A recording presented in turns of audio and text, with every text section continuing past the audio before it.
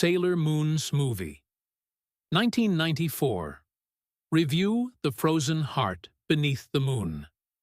The movie opens with one of the most mystical atmospheres in the entire classic Sailor Moon universe. A frozen queen from the stars, a woman of ice, a celestial invader known as Princess Snow Kaguya. From the darkness of outer space, Kaguya gazes upon Earth like the ultimate treasure of the cosmos. Not to protect it, not to admire it, but to freeze it entirely and claim it as her own kingdom of eternal snow. Right away, the movie establishes a dreamy cosmic atmosphere unlike anything else from the earlier Sailor Moon adventures. This isn't merely about fighting monsters, this is about loneliness, love, distance, and impossible wishes beneath the stars. And then, impact. Professor Tomoe becomes the very first witness to a mysterious celestial debris crashing onto Earth. Purple crystals glow from the crater with eerie beauty, while icy fragments scatter across the landscape. The moment feels magical and dangerous simultaneously. And suddenly, the legendary Sailor Moon intro theme erupts across the screen. Instant nostalgia. Meanwhile, television broadcasts reveal that Japanese astronaut Himeko Nayotake has officially been selected for the Lunar Frontier Project. Already, the film begins connecting its two biggest themes: humanity reaching for the moon, and the moon secretly reaching back. Usagi Tsukino, Serena herself, immediately daydreams about traveling to the moon with Mamoru Chiba. Classic Usagi.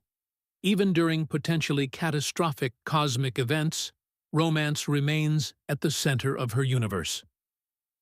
Luna's secret story begins. One of the most unique things about Sailor Moon's movie 1994 is that this movie is secretly Luna's movie. Not Sailor Moon's, not even the Sailor Scouts. Luna. And honestly, that alone makes this film unforgettable.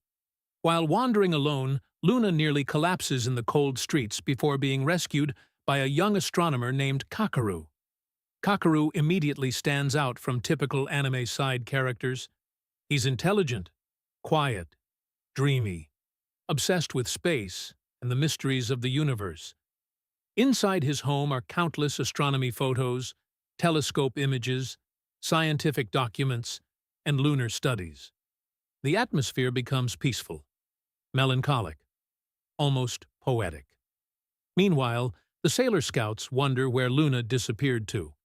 But Luna herself begins experiencing emotions she cannot fully understand. And this is where the movie becomes surprisingly mature emotionally.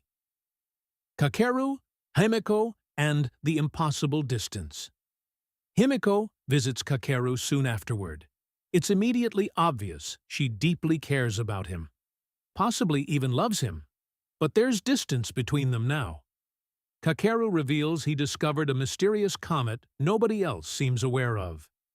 He names it Princess Kaguya. When he showcases the strange glowing crystal he found near the impact site, Himeko dismisses his theories. And yet, the crystal reacts violently. Kakeru weakens physically. Something is clearly wrong. What makes this relationship fascinating is how grounded it feels compared to the fantasy around it. Himeko represents logic, science, ambition, career, space exploration. Kakeru represents dreams, emotion, mystery, imagination, cosmic wonder. They love each other, but they are emotionally drifting apart like planets separating through space. That symbolism is everywhere in this movie. Luna falls in love. Now this is where the movie truly becomes special. Kakeru begins speaking openly to Luna about his dreams. He talks about believing there may truly have once been a princess on the moon. He wonders whether mysterious life forms exist somewhere beyond the stars. And Luna listens, not as a cat, but emotionally, almost as a human soul. As he speaks gently to her, Luna slowly develops feelings for Kakeru. It's subtle, soft, heartbreaking, especially because Luna understands something tragic. He can never truly see her the way she wishes. The movie handles this emotional conflict with incredible tenderness. The first ice invasion. Meanwhile, Princess Snow Kaguya begins her assault on Earth. Snow suddenly falls across the city. Citizens freeze into icy statues. Chaos erupts everywhere. The Sailor Scouts transform immediately. And visually, this sequence looks beautiful. The icy clone dancers created by Kaguya glide through the streets almost like supernatural ballerinas. The movie's animation during these scenes is genuinely gorgeous. Sailor Mercury attempts tactical analysis. Sailor Mars unleashes sacred fire. Sailor Jupiter brings thunder. Sailor Venus attacks directly. But the snow dancers are incredibly resilient. Then, finally, Tuxedo Mask arrives. In one of the funniest and most iconic entrances imaginable, Mamoru literally appears disguised as Santa Claus. Peak 90s anime energy. And with Sailor Moon's moon spiral heart attack, the frozen civilians are finally restored. But the threat is far from over. The cosmic mystery deepens. Back on the moon, Kaguya reveals her true objective: recover the crystal embedded within Kakeru. That crystal is absorbing his life force slowly. And suddenly, the movie shifts from magical romance into quiet tragedy. Because Kakeru is dying. Luna realizes this before almost anyone else. This realization devastates her emotionally, especially because her feelings for him continue growing stronger. Meanwhile, the Sailor Scouts discover that an unidentified celestial object is approaching Earth.